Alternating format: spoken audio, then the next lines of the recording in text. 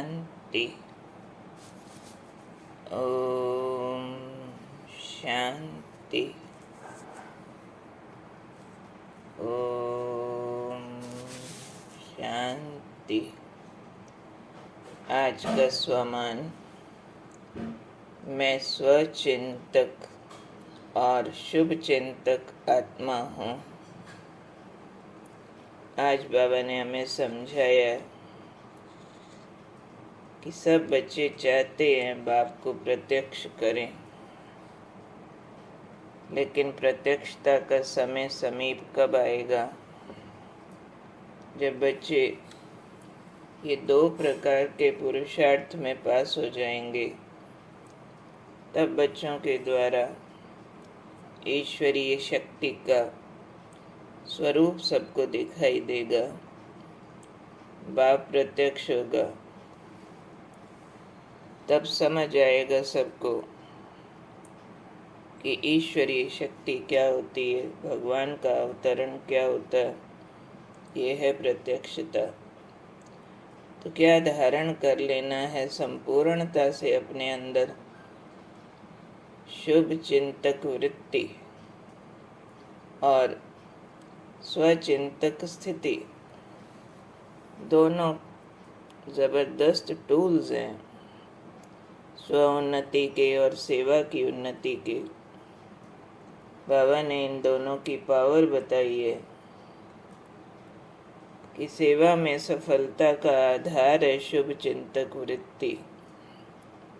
वृत्ति में शुभ चिंतन हो, हर आत्मा का भला हो, सुख पाए, दुख से छूटे, वृत्ति तक हो, सब कॉन्शियस माइंड तक अंदर ऑटो चलने लग जाए, गहरी इच्छा, सबका भला, सब सुखी, सबका कल्याण। तो बाबा ने कहा क्योंकि आपकी ये वृत्ति आत्माओं की ग्रहण शक्ति को बढ़ाती है, उनकी जिज्ञासा को बढ़ाती है, और वाणी की जो सेवा करते हो वो सफल हो जाती है। कई बार लगता है इतना सुनाया, इतने प्रोग्राम किए, कोई निकलता नहीं।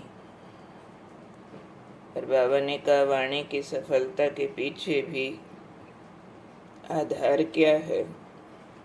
आपकी वृत्ति।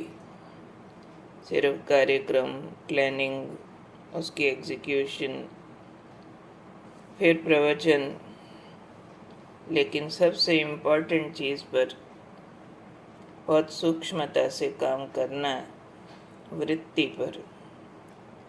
वृत्ति में सबके लिए शुभ कितना है उसको चेक करना, उससे सेवा की बाबा ने कहा सहज सफलता हो जाती है।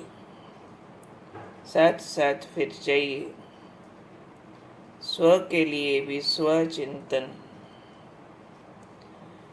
अब एक्यूरेट जो स्वचिंतन है, आत्मोन्नति के लिए हर कदम उठाना, हर संकल्प उठाना, यानी हर संकल्प कर्म मेरा वो हो जो आत्मा का प्यूरिफिकेशन करे।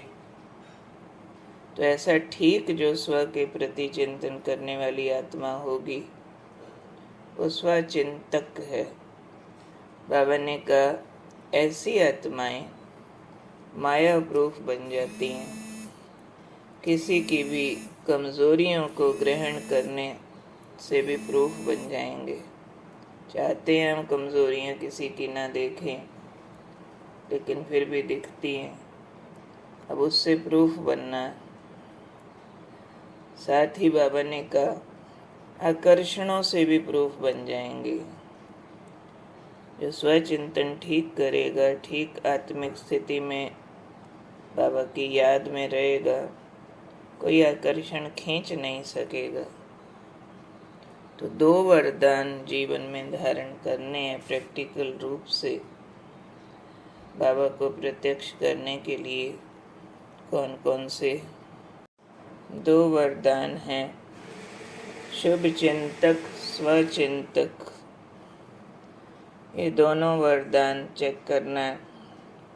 मैंने कितने प्राप्त किए हैं।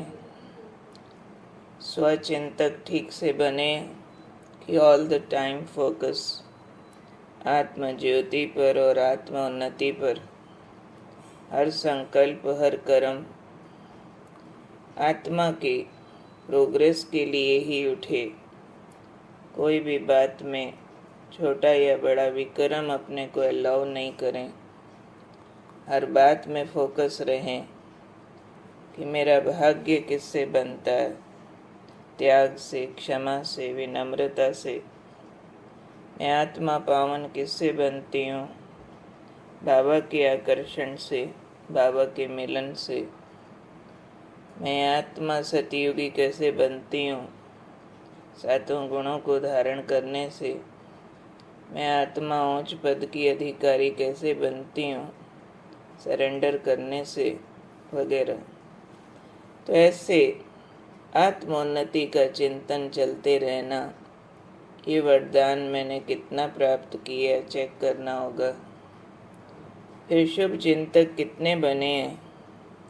दुनिया में तो वैरायटी आत्माएं हैं।